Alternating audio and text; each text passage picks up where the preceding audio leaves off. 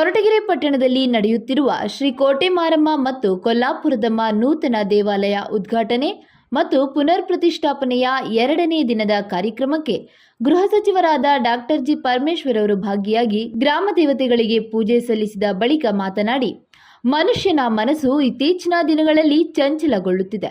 ಅದಕ್ಕೆ ಸ್ಥಿರವಿಲ್ಲದೆ ಅನೈತಿಕ ಚಟುವಟಿಕೆಗಳಿಗೆ ಎಡೆಮಾಡಿಕೊಡುತ್ತಿದೆ. ಇಂತಹ ಧಾರ್ಮಿಕ ಕಾರ್ಯಕ್ರಮಗಳಲ್ಲಿ ಹೆಚ್ಚಾಗಿ ತಮ್ಮನ್ನು ತಾವು ತೊಡಗಿಸಿಕೊಂಡು ಪ್ರಾಮಾಣಿಕತೆಯಿಂದ ಕರ್ತವ್ಯ ನಿರ್ವಹಿಸಿ ಧರ್ಮದ ರಕ್ಷಣೆಗೆ ನಿಂತಾಗ ಮಾತ್ರ ಮನಸ್ಸು ಸ್ಥಿರವಾಗಿರಲು ಸಾಧ್ಯ. ಈ ಕಾರ್ಯಕ್ರಮ ಪ್ರತಿಯೊಬ್ಬರಿಗೂ ಮಾದರಿಯಾಗಿದೆ. ಕೊರಟಗೆರೆ ಜನಸಮುದಾಯಕ್ಕೆ ತಾಯಿಯ ದರ್ಶನದ ಭಾಗ್ಯ ಮತ್ತೊಮ್ಮೆ ಒದಗಿ ಬಂದಿದೆ.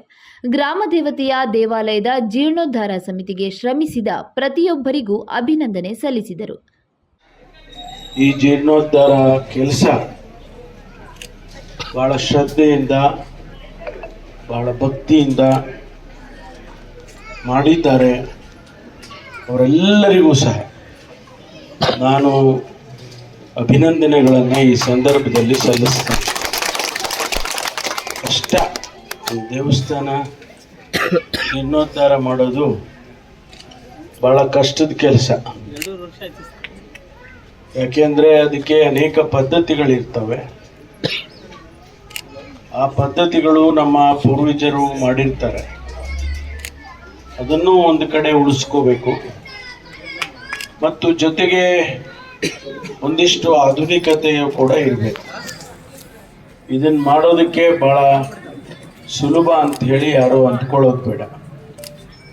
ಒಂದು ಕಡೆ ಹಣದ ಕೊರತೆ ಇರುತ್ತೆ, ಮತ್ತೊಂದು ಕಡೆ ಒಬ್ಬೊಬ್ಬರು ಒಂದೊಂದು ಸಲಹೆಗಳನ್ನು ಕೊಡ್ತಿರ್ತಾರೆ. ಹಾಗಾಗಿ ಈ ಕೆಲಸ ಭಾಳ ಪ್ರಾಮಾಣಿಕತೆ ಬೇಕು, ಶ್ರದ್ಧೆ ಬೇಕು. ಆ ರೀತಿಯಲ್ಲಿ ಮಾಡಿದ್ದಾರೆ.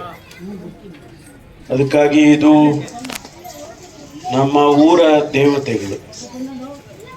ಕೊರಟಗೆರೆಗೆ 10 ದೇವಸ್ಥಾನಗಳಿರ್ಬೋದು, ಆದರೆ ಊರಿನ ದೇವರು ಅಂತ ಇರ್ತಾರೆ, ಗ್ರಾಮ ದೇವತೆ.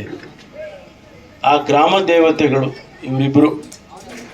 ಹಾಗಾಗಿ ಇದಕ್ಕೆ ಮಹತ್ವ ಸ್ವಾಭಾವಿಕವಾಗಿ ಬರ್ತಕ್ಕಂಥದ್ದು. ಒಂದು ಕಡೆ ಗಂಗಾಧರೇಶ್ವರ ಮೇಲಿದ್ದಾನೆ, ಆಶೀರ್ವಾದ ಮಾಡ್ತಾ. ಅದೇ ರೀತಿ ಇವತ್ತು ಈ ತಾಯಂದಿರು ಇಲ್ಲಿ ನೆಲೆಸಿದ್ದಾರೆ.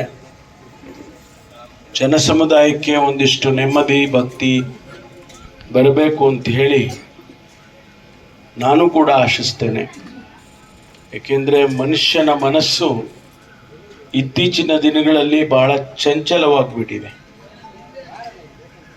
ನಾನು ಭಾಳ ಸಾರಿ ನಮ್ಮ ಇಲಾಖೆಯಲ್ಲಿ ಹೇಳ್ತಾ ಇರ್ತೇನೆ, ಪೊಲೀಸ್ ಇಲಾಖೆಯಲ್ಲಿ ಮನುಷ್ಯನ ಮನಸ್ಸು ಸ್ಥಿರ ಇಲ್ಲ ಈಗ. ಹಾಗಾಗಿ ಅನೇಕ ಅನೈತಿಕ ಚಟುವಟಿಕೆಗಳು ನಡೆಯುತ್ತೆ. ಅದು ನಿಲ್ಲಬೇಕಾದ್ರೆ ಧರ್ಮದ ಕಡೆಗೆ ನಾವು ಹೋದರೆ ಮಾತ್ರ ಅದು ಸಾಧ್ಯ. ಮನುಷ್ಯನ ಮನಸ್ಸನ್ನು ಒಂದಿಷ್ಟು ಸ್ಥಿರ ಮಾಡೋದಕ್ಕೆ ಸಾಧ್ಯ ಆಗುತ್ತೆ ಅಂತ ಹೇಳಿ ನನ್ನ ವೈಯಕ್ತಿಕವಾದ ಅಭಿಪ್ರಾಯ. ಹಾಗಾಗಿ ಇವತ್ತು ಆ ಕೆಲಸ ಇಲ್ಲಿ ಆಗಿದೆ. ಇತಿಹಾಸವುಳ್ಳ ಕೋಟೆ ಮಾರಮ್ಮ ಮತ್ತು ಕೊಲ್ಲಾಪುರದಮ್ಮ ದೇವಸ್ಥಾನದ ಶಿಲ್ಪಿ ಮಹಾಲಿಂಗಪ್ಪ ಕೊಡಗದಾಲ ಅವರಿಗೆ ಗೃಹ ಸಚಿವರಾದ ಡಾಕ್ಟರ್ ಜಿ ಪರಮೇಶ್ವರ್ ಅವರು ಕೈ ಬೆರಳಿಗೆ ಉಂಗುರ ತೊಡಿಸಿ ಅಭಿನಂದನೆ ಸಲ್ಲಿಸಿದರು.